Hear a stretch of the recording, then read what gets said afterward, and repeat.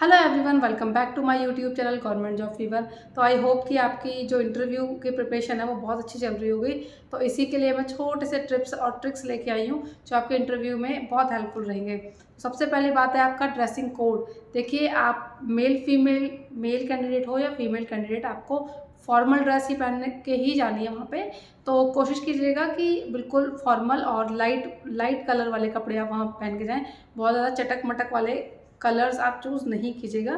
Girls हैं तो आप साड़ी, कॉटन टाइप की साड़ी होती है या फिर सूट्स, बहुत जेन्युइन से, बहुत डिसेंट से सूट्स आते हैं, वैसे पहन के जाइएगा। बहुत ज़्यादा वहाँ पे हाई फाई टाइप के या फिर कुछ ऐसे नहीं जैसे कि आप शादी पार्टी में जा रहे हो, नहीं। बहुत सिंपल और सोबर आपको पहन के जाना है अपने इंटरव्यू के लिए। उससे बहुत अच्छा इम्पैक्ट पड़ता है आपके पास। नेक्स्ट हम बात करते हैं कि आपको अपनी हॉबीज़ में क्या लिखना है। कभी कभी वहाँ से आपको हॉबीज़ पूछ ली जाती हैं, तो आप उसमें जो भी आप, जैसे किसी को पोएम पसंद है, किसी को सॉन्ग, कोई सिंगिंग करता है, कोई राइटिंग करता है, तो इस टाइप की चीज़ें आप वहाँ मेंशन कर सकते हो। या फिर आप कोई स्पोर्ट्स खेलते हो या देखते हो जिसमें आपकी बहुत अच्छे से कमांड हो, जो आपको बहुत पसंद हो, आप वो भी लिख सकते हो। तो अपना जो गेम है, आप जो खुद खेलते हो आप वो भी लिख सकते हो, लेकिन आपको उसके बारे में सच में पता हो, ऐसे टाइम पास वाला गेम ना हो। अगर अच्छे से उसके बारे में पता है तो ही आप मेंशन कीजिएगा।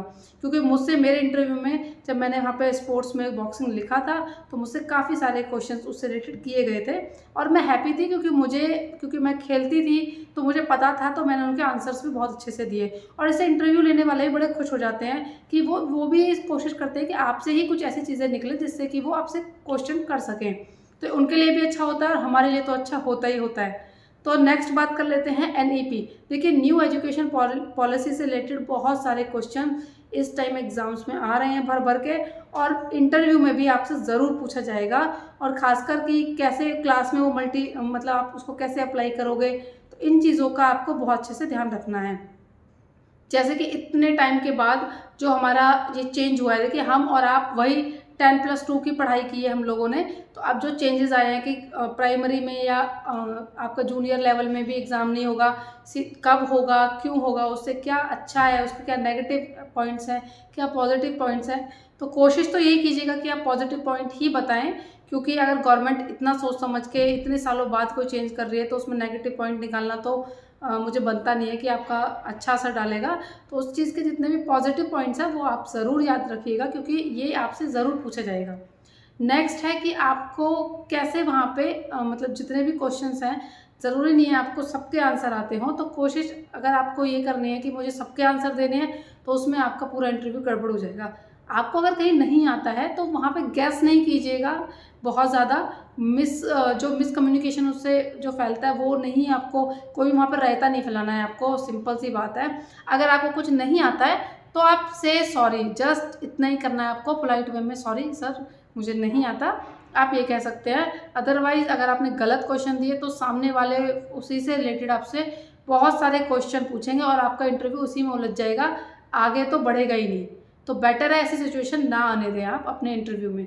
नेक्स्ट है कि सामने वाले इंटरव्यू लेने वाले होते हैं बहुत हम्बल पर्सन होते हैं, ऐसा नहीं है कि आपकी चीज़ें नहीं समझते हैं। तो वहाँ पे बहुत हड़बड़ाना नहीं है, बहुत काम होके बहुत डिसेंट वे में आप अपने आंसर्स दीजिए, कोई इशू नहीं होती है। बस बहुत ज़्यादा चड़क भड़क आप जो कपड़े वपड़े हैं इस टाइप के नहीं पहन के जाना, डिसेंट कपड़े हों, अच्छे से बात करनी है, पोलाइटली बात करनी है, डेमो देना है, कुछ भी करना है। अगर डेमो देना है तो आप भूल जाइए कि आपके सामने इंटरव्यू लेने वाले हैं। आप ये सोचिए कि आप बच्चों के साथ क्लास में हैं, क्योंकि जो आप क्लास, वो यही देख रहे हैं कि आप क्लास में कैसे मैनेज करोगे चीज़ें। तो बेटर है कि बिल्कुल एज अ क्लास के टाइप में आप वहाँ पे अपना डेमो दें, ना कि ये सोच के कि इंटरव्यू लेने वाले हैं। आपको हॉबीज़ बता दी, वीकनेस कोई ऐसी नहीं बतानी है जिससे सोसाइटी को या बच्चों पे कोई गलत प्रभाव पड़े, या फिर आपके जो भी आपका मैनेजमेंट है उस पर गलत चीज़ें आप प्रभाव पड़े। वीकनेस में आप कह सकते हो कि आप हेल्थ को लेके थोड़ा-सा ध्यान नहीं देते हो अपना, इस टाइप की चीज़ें आप बता सकते हो। और इससे भी ज़्यादा कुछ भी ऊट-पटांग आंसर देने से आपको बचना चाहिए।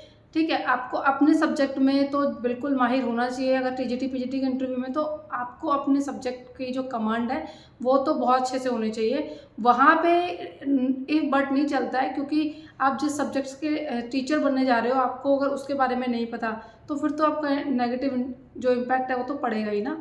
तो बेटर है अपने सब्जेक्ट की अच्छे से आपको प्रिपरेशन कर लेनी है। एनईपी को बहुत अच्छे से ध्यान देना है। अभी जो आजकल कुछ करंट इश्यूज ऐसे हों जो एजुकेशन रिलेटेड हो, उसको आपको देखना है। ड्रेसिंग सेंस मैंने आपको बता ही दिया, हॉबीज़ बता दी, वीकनेसेस बता दी।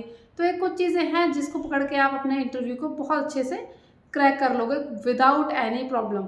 तो आई होप कि ये टिप्स आपके लिए हेल्पफुल रहेंगी। चलिए मिलते हैं नेक्स्ट वीडियो में, तब तक के लिए गुड लक।